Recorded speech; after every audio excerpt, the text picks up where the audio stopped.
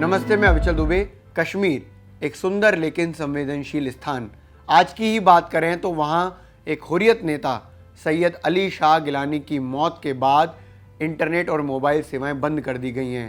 सैयद अली शाह गिलानी की मौत कल रात को हुई। कल रात 10:30 बजे उनकी मौत हुई। उसके बाद से ही अनंतनाग से हुर्रियत नेता अहमद वाजा को गिरफ्तार कर लिया गया। इसके साथ ही कश्मीर में किसी भी तरह की दिक्कत परेशानी ना हो, इसलिए वहां पर सेना को अलर्ट कर दिया गया है। अलगाववादी हुर्रियत नेता सैयद अली शाह गिलानी की मौत रात 10:30 बजे हुई, लेकिन उनको सवेरे ही 5:30 बजे दफना दिया गया। कारण साफ है, किसी भी तरह की दिक्कत ना हो, यानी कि किसी भी तरह से लोग एकजुट ना हो। अलगाववादी हुर्रियत नेता सैयद अली शाह गिलानी हमेशा अलग कश्मीर की मांग करते रहे। इसके साथ ही पाकिस्तान ने भी उनको अपने सर्वोच्च नागरिक सम्मान से नवाजा। सैयद अली शाह गिलानी की जो पर्सनैलिटी थी, उसमें सबसे पहले आता है कि एक कॉल पर कश्मीर बंद कराना।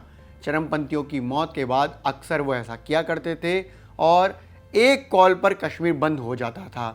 इसके बाद चीज़ें बदली, लेकिन सैयद अली शाह गिलानी का जो भारत विरोधी बयान थे वो कभी नहीं बदले। वो हमेशा भारत विरोधी रहे। इसके साथ ही कश्मीर के लिए सेपरेट मूवमेंट में शामिल रहे, या फिर कहें तो उसकी अगुवाई भी करी। 1990 के दशक में चरमपंथ और अलगाववाद की सियासत करने वालों का जो एकजुट कॉन्फ्रेंस थी, ऑल पार्टी हुर्रियत कॉन्फ्रेंस का उन्होंने गठन किया। साल 1929 में सितंबर में जन्मे हुर्रियत नेता सैयद अली शाह गिलानी एक उदारवादी चेहरे के रूप में देखे जाते हैं। हुर्रियत नेताओं में वो अलगाववादी नेता रहे, इसलिए चरमपंथ के साथ भी रहे। इसलिए अगर बात करें तो उनका भारत विरोधी होना वो साफ तौर पर देखा गया। सैयद अली शाह गिलानी से अपने कॉलेज की पढ़ाई लाहौर से की थी।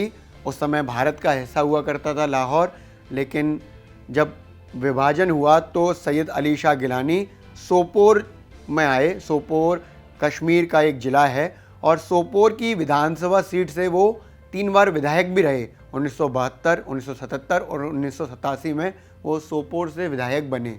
और इसके साथ ही ऑल पार्टीज़ हुर्रियत कॉन्फ्रेंस के चेयरमैन भी सैयद अली शाह गिलानी रहे। चरमपंथियों, कट्टरपंथियों का साथ देने वाले अलगाववादी नेता सैयद अली शाह गिलानी की जो पहचान रही, उसमें हमेशा भारत के बाइकॉट की बात रही, यानी कि एक तो भारत से अलग होने की बात रही, और या फिर अगर चुनाव हो रहे हैं तो उसके बाइकॉट की बात रही।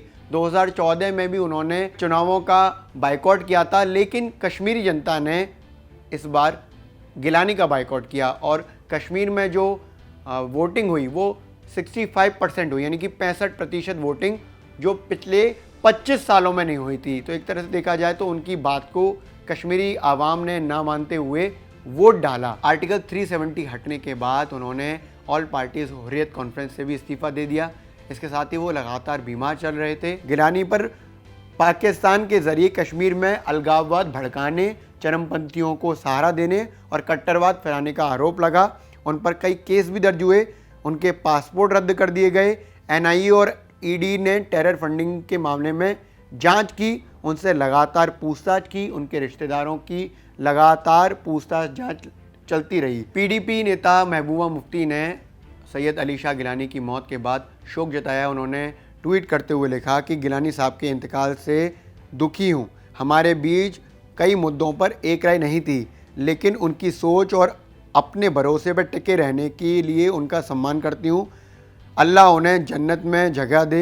उनके परिवार के लिए मैं संवेदना प्रकट करती हूँ। वहीं पाकिस्तान के प्रधानमंत्री इमरान खान ने गिलानी के लिए ट्वीट करते हुए शोक जताया। उन्होंने कहा है कि ये खबर सुनकर दुखी हूँ। गिलानी जीवन भर अपने लोगों और उनके अधिकारों के लिए लड़ते रहे।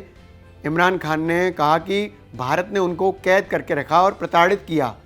हम पाकिस्तान में उनके संघर्ष को सलाम करते हैं, उनके शब्दों को याद करते हैं।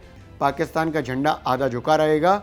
हम एक दिन का आधिकारिक शोक मनाएंगे। ये बिल्कुल साफ है कि पाकिस्तान के प्रधानमंत्री इमरान खान इस बात को लेकर भी पॉलिटिक्स कर रहे हैं। वहीं कश्मीर में सैयद अली शाह गिलानी की मौत के बाद कई सारी सेवाएं बंद कर दी गई हैं, जिसमें इंटरनेट और ख़ास तौर पर मोबाइल सेवा आती है, जिसको पूरी तरह से बंद कर दिया गया है। इसके साथ ही माहौल ना बिगड़े, स्थिति ना खराब हो, दिक्कत परेशानी ना आए कश्मीर में, इसको ध्यान में रखते हुए पूरी घाटी में अलर्ट जारी कर दिया गया है।